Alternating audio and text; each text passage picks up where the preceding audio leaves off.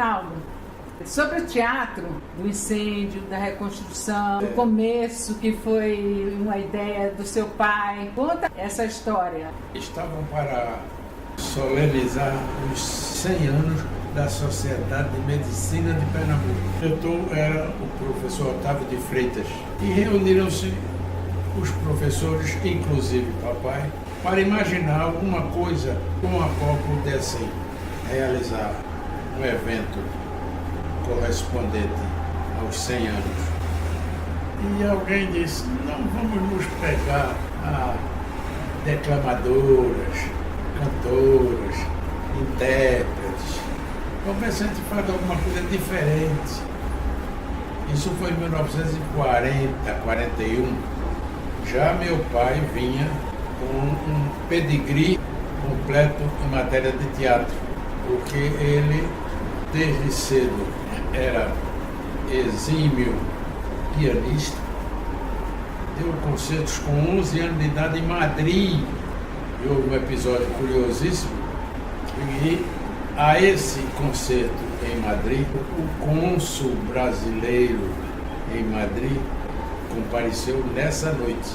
E meu pai incluiu no repertório da apresentação variações sobre o hino nacional brasileiro e Gottschalk, alusões musicais ao hino nacional. E a primeira delas, cônsul brasileiro, imediatamente levantou-se e perfilou-se, tal qual imaginasse que estava dentro do hino nacional. Meu pai, contando a história no livro dele, Mundo Submerso, das memórias dele, é uma delícia.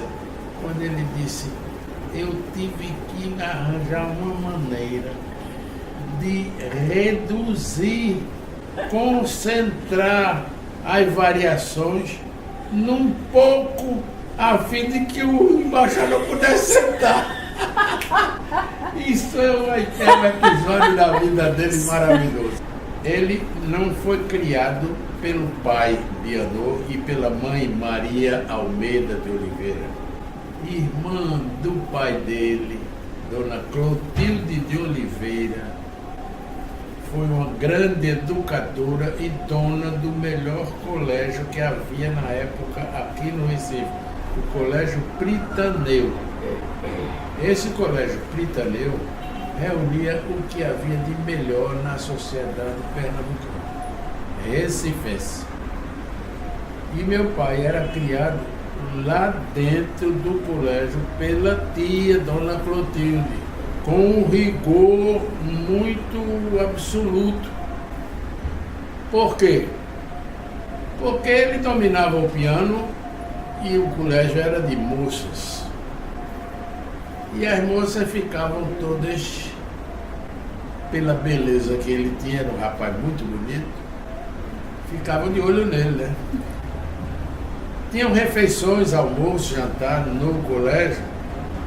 Meu pai era colocado numa mesa que ficava de costas para todas elas, a fim de evitar os olhares que Dona Clotilde procurava evitar. Então ele foi criado assim. Por outro lado, o velho Bianor, o pai dele, era professor de ginástica sueca. Naquela época foi a instalação de ginástica como curso aqui nos colégios, Ginásio do Recife, Horto Carreiro e outros colégios da época. O velho Bianor era forte, dava aula de ginástica. E ficava muito de olho em papai, porque via papai muito metido lá no colégio, rodeado só de moças.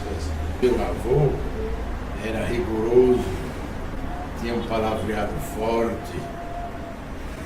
Não quero o senhor como se fosse um maricas. Está entendendo, Valdemar? E lá se foi papai para onde? Para Bahia, para estudar medicina na Bahia.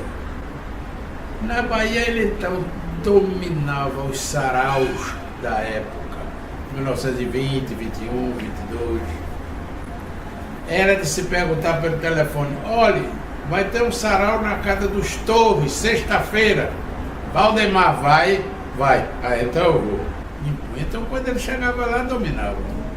Tocava o que queria, tinha um ouvido muito bom, paradoxalmente, porque ele perdeu a audição muito, mas acabou se operando no fim da vida, aos 60 anos, fez uma estapedectomia, colocou um estribo de platina no lugar de um deles, mas o fato é que recuperou a audição.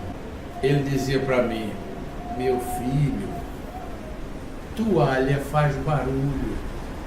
Várias vezes você ensinou com tia Geninha, né? Como é que eram os bastidores? Sem dúvida. Maravilhosos. Aliás, os bastidores do Teatro de Amadores sempre foram escolas, porque não havia a vaidade de se disputar um papel melhor ou pior. Não. Meu pai é quem distribuía, fazia distribuição. Às vezes aquilo era uma distribuição, na leitura já se via mais ou menos quem ia fazer tal e qual papel, mas depois, nos primeiros ensaios, eles eram devidamente distribuídos de acordo com o tipo, de acordo com a capacidade artística, muito cuidadosamente aferida. Quando eu engrenei mesmo. E engrenei mais para a comicidade, embora tivesse feito os meus maiores papéis, que eu considero, em duas peças.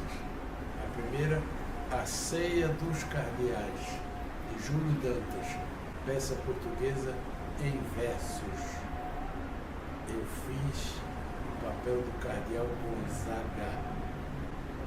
Não acho ter feito nenhum outro papel tão bem quanto aquele. E 6 personagens à procura de um autor, de Pirandello, onde eu fazia o diretor. E imaginei fazer um diretor com um sotaque italiano, mas não falando a palavra italiana, mas como eu estou falando agora, como se fosse uma musicalidade italiana. E esse diretor foi um sucesso louco. Esses 2 papéis foram os principais que eu considero.